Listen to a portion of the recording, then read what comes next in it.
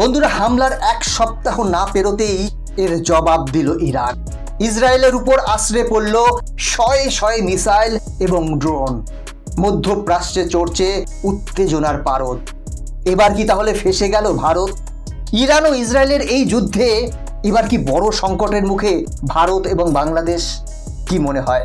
ভয়ঙ্কর যুদ্ধের প্রস্তুতি চলছে দুই যুযুধান দেশের মধ্যে। এটাই কি তৃতীয় বিশ্বযুদ্ধের সূচনা? বন্ধুরা, এটা যদি সত্যি হয় তাহলে চরম সংকট আসতে চলেছে ভারত, বাংলাদেশ সহ সমগ্র মধ্যপ্রাচ্যে তথা ভারতীয় উপমহাদেশে।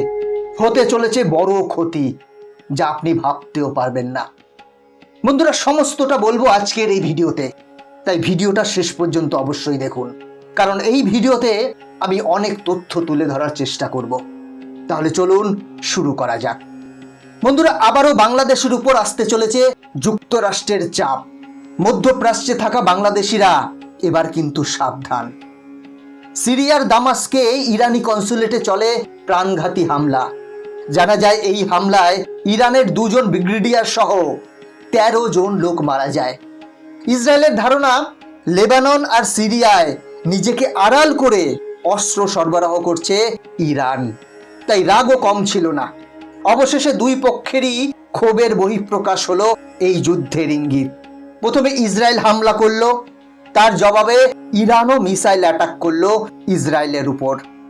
ইরান জানে তার পায়ের তলার মাটি কতটা শক্তিশালী, তাই তো ইসরায়েলের মতো দেশে 300-র উপর মিসাইল আর ড্রোন দিয়ে হামলার সাহস করেছে ইরান। অর্থাৎ ইরান বুঝিয়ে দিল তারা প্রতিশোধ নিতে প্রস্তুত। ইসরায়েলকে যে আর তারা ছেড়ে কথা বলবে না, সেটা তারা বুঝিয়ে দিয়েছে।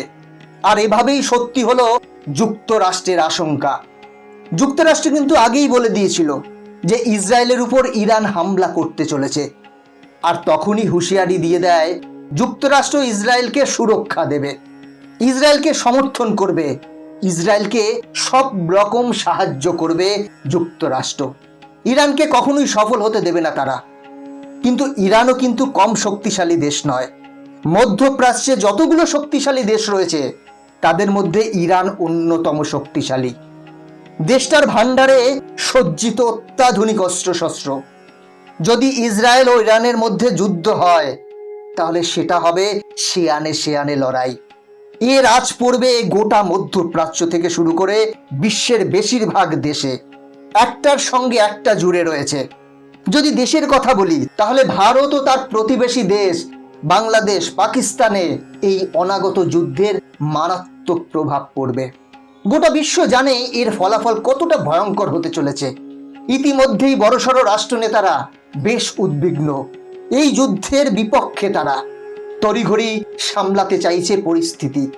ভারতের বিদেশমন্ত্রী এস জয়শঙ্কর ইতিমধ্যেই দুদেশের বিদেশমন্ত্রীদের সাথে ফোনে পরিস্থিতি সামলানোর চেষ্টা করছে, শান্ত করার চেষ্টা করছেন তাদের। পশ্চিম এশিয়ায় কূটনীতির মাধ্যমে শান্তি বজায় রাখার পক্ষে ভারত।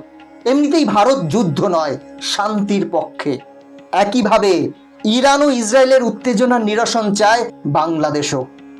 এবার আসা যাক এই যুদ্ধের এফেক্টের কথা। এই যুদ্ধে কাদের কি ক্ষতি হতে পারে? এই যুদ্ধ বাঁধলে ভারতের উপর বড় প্রভাব পড়তে চলেছে। বাদ যাবে না বাংলাদেশও। ইরান ও ইসরায়েলের দুই দেশের সঙ্গেই ভারতের খুবই ভালো সম্পর্ক।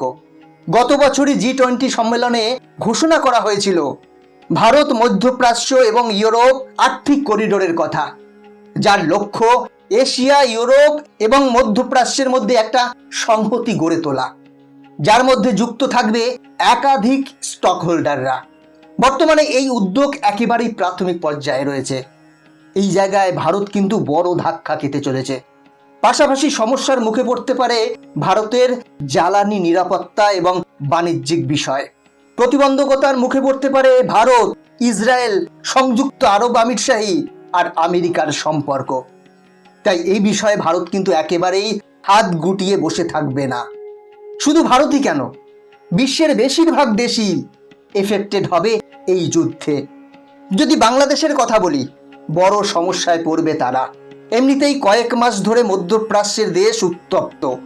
হামাস ইসরায়েলের যুদ্ধের কারণে মধ্যপ্রাচ্যে এক অস্থিরতা চলছে। এবং সেটা আরো বাড়বে বলেই মনে করা হচ্ছে। স্বাভাবিকভাবেই আন্তর্জাতিক বাজারে বাড়বে তেলের দাম। এমনিতেই তো বাংলাদেশে জ্বালানির সংকট রয়েছে, সেই সংকট মেটাতে হিমশিম খাচ্ছে বাংলাদেশ। এরপর যদি জ্বালানি তেলের দাম আরো বাড়ে তাহলে ধাক্কা খেতে পারে বাংলাদেশের অর্থনীতি। কান টানলে মাথা টানার মতো প্রভাব পড়বে ভারত ও বাংলাদেশের রপ্তানি আয়ের উপরে। তেলের দাম বৃদ্ধি পেলে বাড়বে নিত্য প্রয়োজনীয় জিনিসের দাম। মধ্যপ্রাচ্যে অস্থিরতা মানেই কিন্তু সেখানে কর্মসংস্থান কমবে।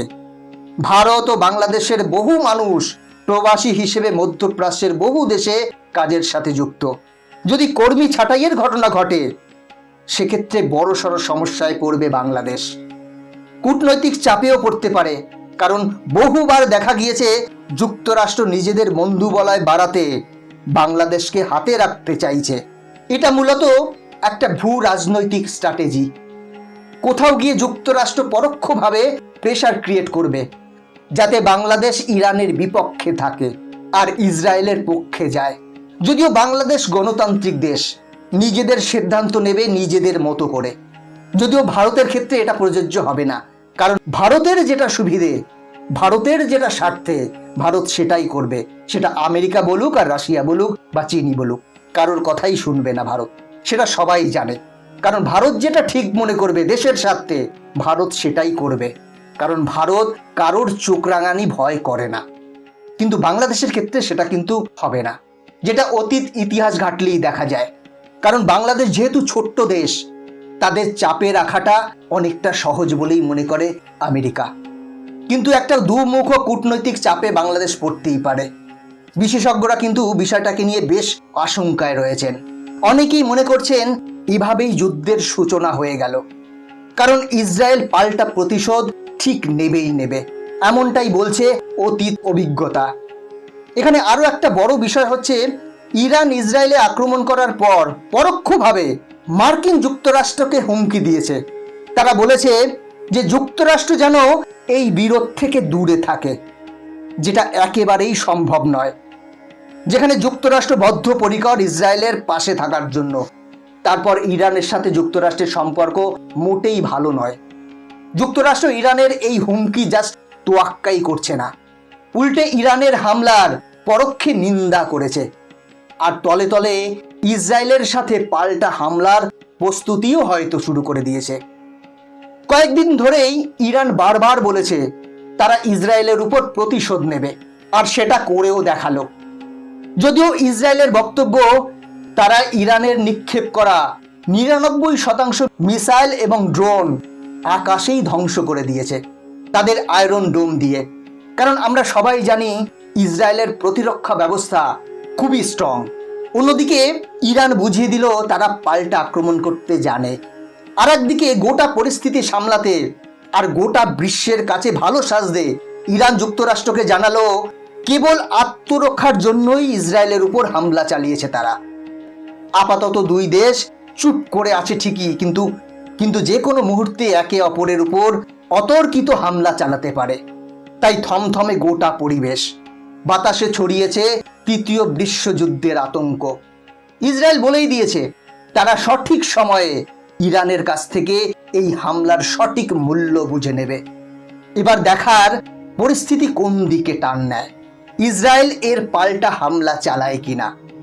বন্ধুরা, আমরা সম্পূর্ণ নজর রাখবো পরিস্থিতির উপর এবং আপনাদেরও আপডেট দেওয়ার চেষ্টা করব। আজকের ভিডিও এখানেই শেষ করছি। পরবর্তী ভিডিও দেখার জন্য চ্যানেলটি সাবস্ক্রাইব করে বেল আইকনটি প্রেস করে রাখবেন। ভালো থাকবেন, সাথে থাকবেন।